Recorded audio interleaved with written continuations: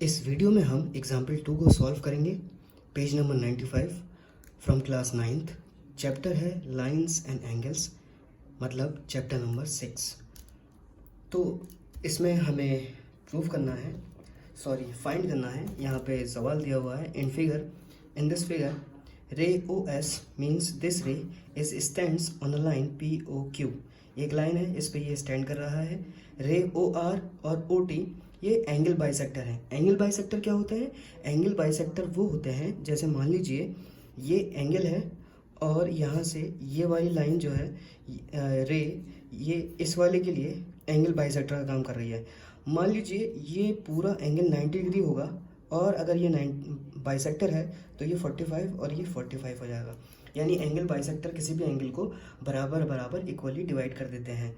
ठीक है, तो ओ आर जो है, यानी ओ आर ये पी ओ एस का बाइसेक्टर है और ओ टी जो है वो एस ओ क्यू का बाइसेक्टर है। तो इसका मतलब ये हुआ, ये जो पी ओ आर है वो बराबर हो जाएगा आर ओ एस के। इसी तरीके से ओ टी इसका बाइसेक्टर है तो एस ओ टी बराबर हो जाएगा टी ओ क्यू के। अब इसके अंदर पी ओ एस को इन्होंने कहा है अगर वो एक्स के बराबर है, यानी पी ओ एस ये पूरा एक्स के बराबर माना है। तो इस तरीके से ये जो आर ओ टी है इसको फाइंड कीजिए, ये कितना होगा। ठीक है, तो अपनी आसानी के लिए मैं मान लेता हूँ पी ओ आर 1 के बराबर, आर ओ एस को 2 के बराबर, एस ओ टी को 3 के बराबर और टी ओ क्यू को 4 के बराबर मान लेता हूँ। और मैं यहाँ पे लिख भी देता हूँ कि पी ओ आर को मैंने एंगल 1 माना है, पी आर ओ एस को एंगल 2 माना है, एस ओ टी को एंगल 3 माना है, एस टी ओ क्यू को एंगल 4 माना है। ठीक है, इसके अंदर इन्होंने कहा है कि एंगल पी ओ एस जो है वो एक्स सपोज करना है। ठीक है, सपोज कर लेते हैं। अब इसके बाद अगर हम देखें ये जो पी ओ एस और पी ओ क्यू है, यानी अगर मैं इसको ऐसे बनाऊं अलग सा पी ओ क्यू, तो पी ओ एस यानी ये पूरा एंगल, एस ओ क्यू यानी ये पूरा एंगल, ये दोनों क्या है? एडजेसेंट एंगल है। तो इन दोनों का सम 180 होगा क्योंकि ये लीनियर पेयर बना रहे हैं। तो मैं ये यहाँ पर लिख सकता हूँ कि P O S plus S O Q 180 के बराबर हो जाएंगे क्योंकि ये लीनियर पेयर को बता रहे हैं। पी ओ एस की जगह पे एक्स लिख देता हूँ और एस ओ क्यू जो है, यहाँ देखने वाली बात यह है कि एस ओ क्यू किसके बराबर है? एस ओ क्यू जो है एंगल 3 एंगल 4 के बराबर है। तो यहाँ पे मैं लिख सकता हूँ एंगल 3 प्लस एंगल 4, यानी एस ओ क्यू को मैंने एंगल 3 एंगल 4 से रिप्लेस कर दिया इक्वल टू 180। अब उससे पहले गिवन हमें ये दिया हुआ है कि ये जो ओ टी है, रे ओ टी, ये एस ओ क्यू को बाइसेक्ट करता है। इसका मतलब एंगल 3 एंगल 4 के बराबर होगा जो हमें गिवन है इस एग्जाम्पल के अंदर।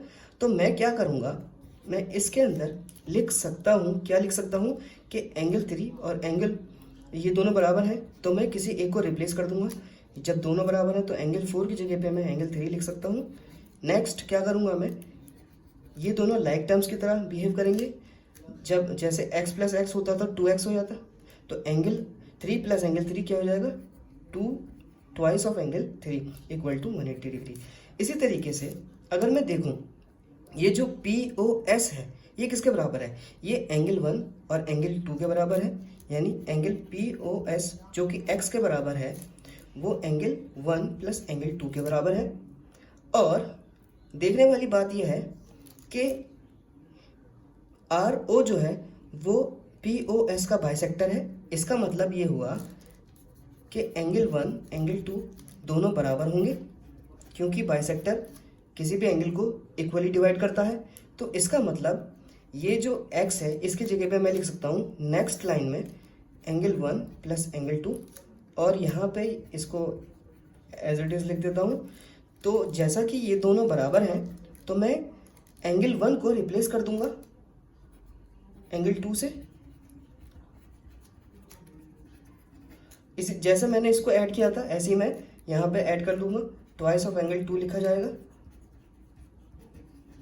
ठीक है, अब देखिए बात ये आती है कि हमें कैसे पता चलेगा कि इसी को रिप्लेस करना है, एंगल 4 को रिप्लेस करना है, या एंगल 2 को रिप्लेस करना है, या 1 को रिप्लेस करना है।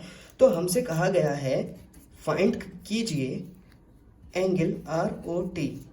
तो यहाँ मुझे दिख रहा है कि आर ओ टी जो है एंगल 2 और एंगल 3 के बराबर है। इसी वजह से मैंने 4 को रिप्लेस किया और यहाँ 1 को रिप्लेस किया, क्योंकि मुझे 2 और 3 के टर्म्स में ही ये जवाब मिल सकता है। इस वजह से अब यहाँ पे पहुँच चुका हूँ मैं। दोनों में एंगल 2 के और एंगल 3 में ये 2 जो है मल्टीपल में है, तो ये कॉमन हो सकता है एंगल 2 और एंगल 3। जो चीज़ कॉमन होती है वो बाहर आ जाती है, ठीक है। अब ये जो है एंगल 2, ये इन दोनों के साथ मल्टीपल में है, तो याद रखना है कि जो चीज़ मल्टीप्लाई में होती है, अब ये ट्रांसपोज अगर होगी तो यहाँ पर ये डिवाइड में चला जाएगा और ये यहाँ से रिड्यूस होके इस तरीके से लिखा जा सकता है angle 2 angle 3 equal to 90 degree. तो यहाँ पे फाइनली मैं कह सकता हूँ कि एंगल 2 प्लस एंगल 3 जो है, यानी ये दोनों अगर सम किए जाएं तो ये किसके बराबर हो रहे हैं? ये बराबर हो रहे हैं आर ओ टी के बराबर, ठीक है। तो आर ओ टी कितना आ गया? इन दोनों का सम 90 डिग्री। तो देयरफॉर आर ओ टी ही फाइंड करना था हमें, जो कि 90 डिग्री के बराबर आ चुका है। सो ये थी example 2 from chapter lines and angles.